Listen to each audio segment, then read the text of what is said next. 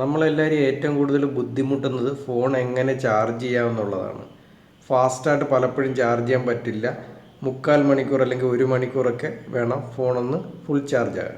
പക്ഷെ നമ്മൾ ഈ ഒരു ട്രിക്ക് ചെയ്ത് കഴിഞ്ഞാൽ, ഈ ഒരു സെറ്റിങ്സ് ഫോണിൽ മാറ്റം വരുത്തി കഴിഞ്ഞാൽ, ഏത് സ്ലോ ആയിട്ടുള്ള ഫോണാണെങ്കിലും നമുക്ക് 20 മിനിറ്റ് കൊണ്ട് തന്നെ വളരെ ഫാസ്റ്റായിട്ട് ചാർജ് ചെയ്യാൻ പറ്റും.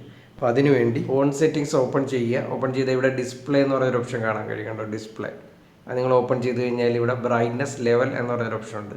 ചില ഫോണുകളിൽ ഓട്ടോമാറ്റിക് ബ്രൈറ്റ്നസ് ആയിരിക്കും. അത് ഓപ്പൺ ചെയ്തിട്ട് മാക്സിമം ബ്രൈറ്റ്നസ് കുറച്ച് വയ്ക്കുക.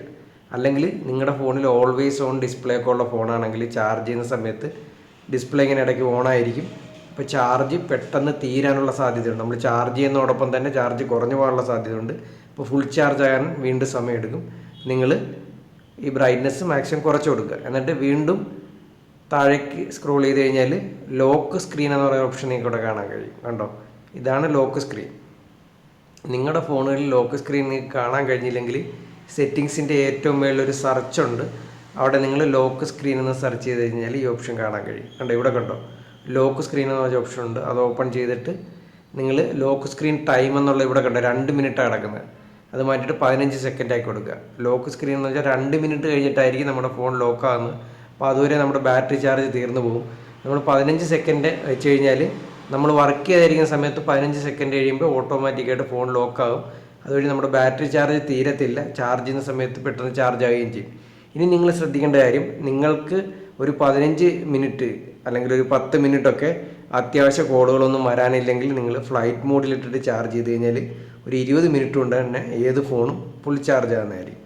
കാരണം ഫ്ലൈറ്റ് മോഡിലാകുമ്പോൾ നമ്മുടെ ഡേറ്റാസോ വൈഫൈയോ അതേപോലെ ബ്ലൂടൂത്തോ അങ്ങനെ ഒന്നും വർക്കാകാത്തതുകൊണ്ട് ഫോൺ പെട്ടെന്ന് ചാർജ് ആകുകയും ചെയ്യും. ചാർജ് ആകുന്നതോടൊപ്പം തന്നെ ഫോൺ ഡിസ്ചാർജ് ആകുന്ന കുറയുന്നതായിരിക്കും. കാരണം നമ്മൾ സാധാരണ ചാർജ് ചെയ്യുമ്പോൾ തന്നെ ഫോൺ വർക്കിങ്ങിലായതുകൊണ്ട് കുറച്ച് ബാറ്ററി കുറയാറുണ്ട് പലപ്പോഴും. അത് നമ്മൾ ഒഴിവാക്കി കൊടുത്തു കഴിഞ്ഞാൽ നമ്മുടെ ഫോൺ പെട്ടെന്ന് ചാർജ് ആകുന്നതായിരിക്കും.